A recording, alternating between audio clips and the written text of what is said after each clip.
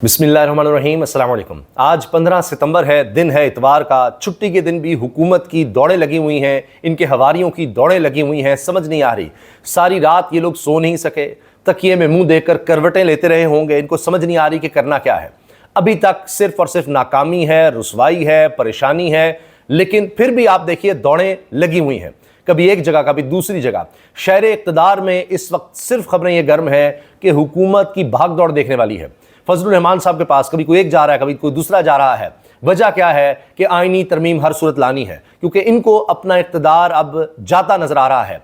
40 दिन रह गए हैं, 40 दिन से भी कम बल्कि हम कहेंगे वक्त रह गया है चीफ जस्टिस काजी फाइज ईसा की रिटायरमेंट में। लेकिन एक बात बड़ी वाज़ेह हो चुकी है, वसूख से कही जा सकती है कि अब काजी फाइज ईसा साहब की रिटायरमेंट तो होगी ही होगी, उसमें तो कोई दो राय बाकी नहीं बची।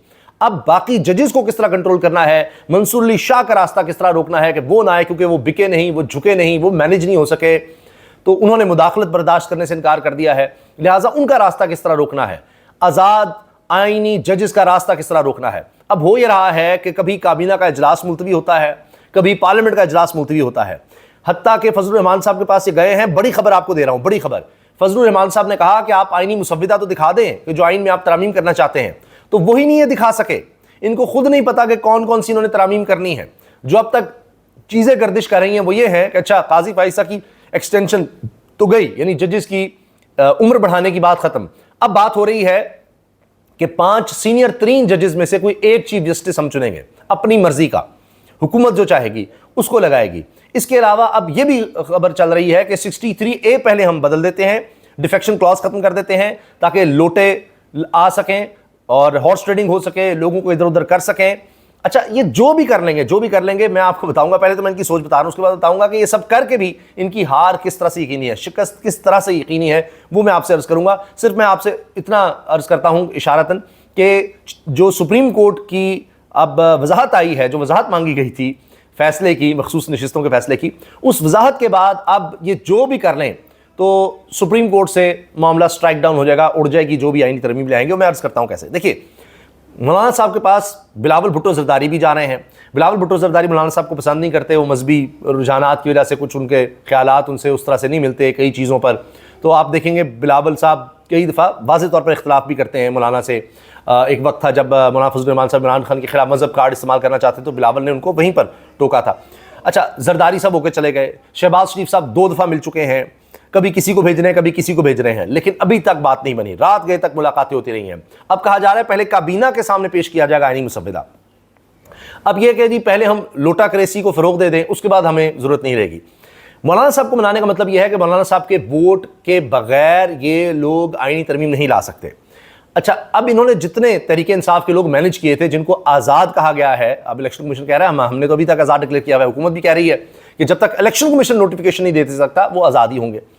तो अब इन्होंने जितने भी आज़ाद तोड़े हैं, मतलब नाम नहाद आज़ाद तरीके इंसाफ के लोग, जो भी आप उनको कहें, उनकी किसी की बीवी बेटी अगवा की हो या पैसे दिए हों, दोस्त धमकी जो भी किया हो, तो बहरहाल वो इतने कम हैं कि फजलुर रहमान साहब के वोट की फिर भी ज़रूरत है। ये एक तो चीज़ वाज़ेह होगी। यानी 41 वैसे इनके कहने के तौर पर तो 41 आज़ाद अरकान हैं, उनमें से इतने कम ये मैनेज कर सकें कि फजलुर रहमान साहब की ज़रूरत है। वरना ये वो 41 के 41 मैनेज कर लें और कहे कि जी नहीं।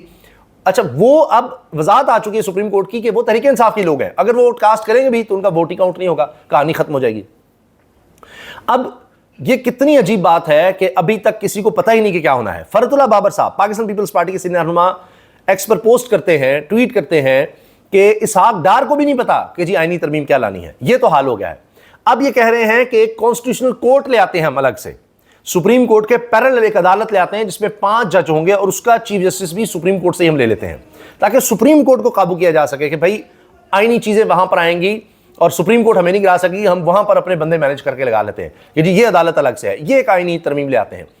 अब इसमें एक बड़ी गौरतलब बात है कि अभी इन्होंने प्रैक्टिस एंड प्रोसीजर एक्ट में तब्दीली की सेक्शन 4 में सुप्रीम कोर्ट के, और उसमें इन्होंने पहले कह दिया कि जो आइन के हवाले से चीज़ें होंगी, आइनी इंटरप्रिटेशन होगी, तशरीह होगी, जो कि सुप्रीम कोर्ट का इख्तियार है, वो 5 रुकनी बेंच इससे ज़्यादा करेगा। तो एक इन्होंने सुप्रीम कोर्ट के अंदर ही एक बना दिया काम, लेकिन इनको सुप्रीम कोर्ट के जजेस अब भा नहीं रहे, क्योंकि इनको लगता है कि मेजॉरिटी जो जजेस हैं वो आज़ाद ख्याल, वो ज़मीर वाले, वो आइन वाले हैं, वो PDM वाले नहीं हैं। ये इनके लिए मसला बना हुआ है, इसलिए दौड़े लगी हुई है। तो अब भी तक नहीं मैनेज हो सका।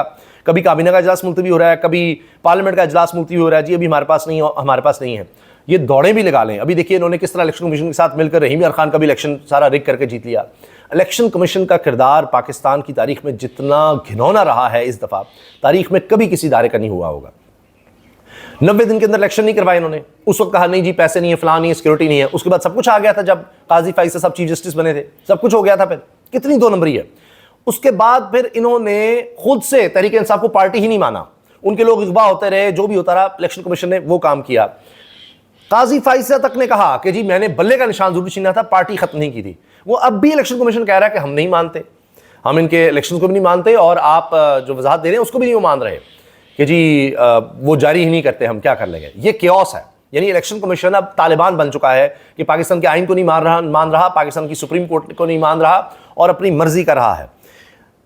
और जुल्फिकार अली भुट्टो की बात करें, पीपल्स पार्टी बड़ा कहती है भुट्टो जिंदा है, भुट्टो जिंदा है। उस भुट्टो की लाज रख लें। जब उसने आइन बनाया था तो उस वक्त उन्होंने इंडिपेंडेंस ऑफ जुडिशरी रखी थी, अदलिया की आज़ादी और फंडामेंटल राइट्स, बुनियादी इंसानी हुकूक, कि वो कोई हुकूमत पामाल नहीं कर सकती। 2 एक शरत भी हो तो वो तो डिक्टेटरशिप होगी। और ऐसे कवानीन उस वक्त लाने की कोशिश की भारत से कि जिसपे शायद कोई अदलिया को कंट्रोल किया जा सकता था, तो वो मना कर दिया गया कि ये नहीं हमने करना। लेकिन आज आप देखें अदलिया को कंट्रोल करने के लिए सब कुछ हो रहा है। अब ये सारा आप देखिए क्या चक्कर है कि एक शख्स है जो सारे निज़ाम को नंगा कर रहा है, सारे इस गंदे निज़ाम को एक्सपोज कर रहा है। ये जो बदबूदार और ताफुनज़दा निज़ाम इस वक्त है, जिससे आम आदमी को कुछ नहीं मिल रहा, उसको एक्सपोज कर रहा है। वो है कैदी नंबर 804 जो जेल के अंदर बैठा है। एतजाज हसन साहब कहते हैं कि ये वाहिद आदमी है पाकिस्तान की तारीख में जिसने 4 महाजों पर फतह हासिल की है। इसने अकेले ने, अंदाजा लगाइए कि 4 मोर्चे तबाह कर दिए हैं। और वो कौन कौन से हैं, मैं एतजाज हसन साहब के बकौल आपको बता देता हूं। अमेरिका, इस्टेब्लिशमेंट, अदालत, शरीफ माफिया, कि ये हमारे यहाँ ये ऑल इन ऑल होते थे और वो जो मर्जी करते थे। लेकिन इसने अलग अलग करके सबको इस तरह से एक्सपोज किया और उनका मुकाबला किया है। ये बात जनाब अब एतजाज हसन साहब ने कही है, तो आप अंदाज़ा लगे क्या हो रहा है।